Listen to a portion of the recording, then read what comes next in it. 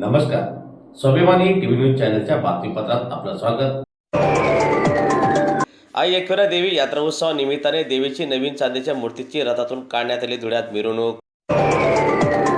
खान्देश कुलस्वामिनी आई एकविरा देवीची यात्रा उत्सव आणि चैत्र पौर्णिमा निमित्ताने आज रोजी सालाबादाप्रमाणे आई भगवती देवीची नवीन चांदीच्या मूर्तीची पितळी रथातून भव्य अशी मिरवणूक काढण्यात आली.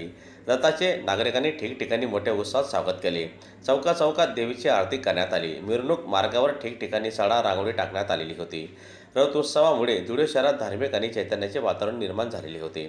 श्री एकविरा देवी मंदिरापासून रथयात्रेला सुरुवात झाली.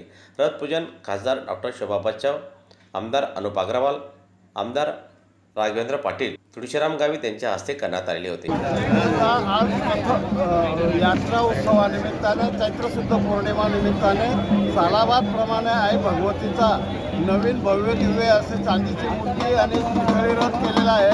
त्याची सुरुवात आजपासून सुरू झालेली आहे आणि आता नगर परिसराला आई भगवती जाते आहे आणि सगळ्यांनी त्या रथाचा उत्सवाचा आनंद घ्यावा. रथ ओढायला सगळ्यांना